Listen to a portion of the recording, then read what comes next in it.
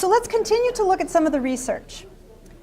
In 2005, the AERI panel, under the direction of Marilyn Cochran-Smith and Ken Zeichner, began to try to develop what they hoped would be a thorough, rigorous, even-handed analysis of the empirical evidence related to the policies and practices of teacher education. And they wanted to improve upon our research agenda. So here's what they did. They offered a critique of over 500 peer-reviewed studies of pre-service teacher education from 1990 to 2003, building on the work from Wilson, Floden, and Farini Mundy. The studies were carefully vetted against explicit standards of quality.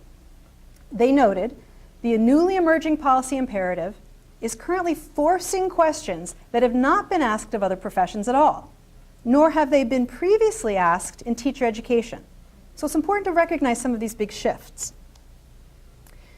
Shalok, and Ayers referenced the AER panel in their analysis of this work and noted that the report confirms beyond question earlier findings exposing the limited ability of our research space in answering questions pertaining to policy or practice concerning the preparation and licensing of teachers.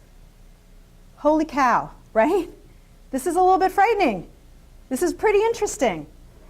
Opportunity, crisis, problem?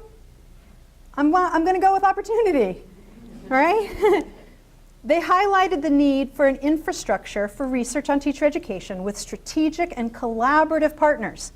So that's why you are all here, collaborative partnerships, in order to address what Cochran-Smith calls the idea of this unforgiving complexity of teaching. They noted that this would be a long and expensive undertaking due to the range and complexity of variables and the near to endless variety of contexts.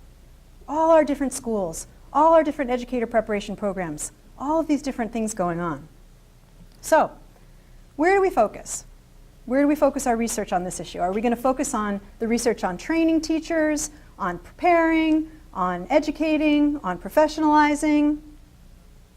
Are we going to focus on this idea of ex ante, of assessment before the teaching event happens?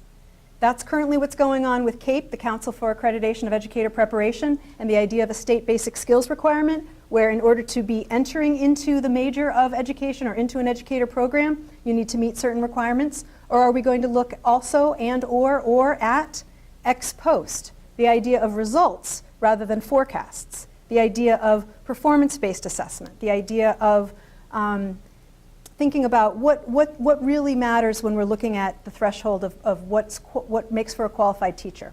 So Kane, Rockoff, and Stager, interestingly, found that while selection is important, performance is much more important than certification. What they found is that between uncertified, certified, and alt-certified teachers, the academic achievement outputs of students, they were indistinguishable. And that it was the teacher's first 2 years of teaching that had a greater impact on determining student outcomes than any kind of certification status.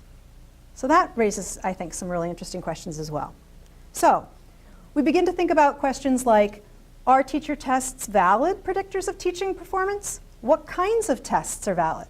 I'll talk a little bit in a moment about the professional threshold for entry, ideas that are happening out of teaching works at the University of Michigan, and the idea of a national observational teaching exam.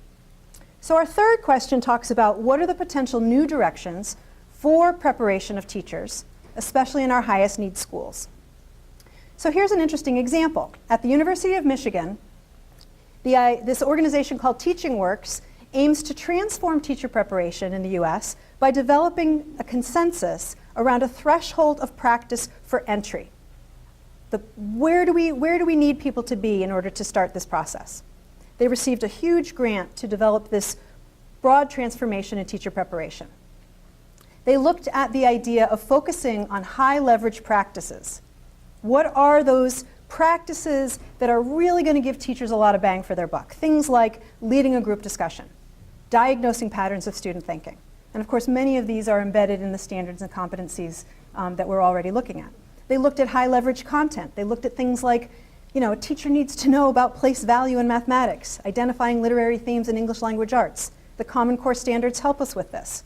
We want to focus on those specific content areas that students often struggle with.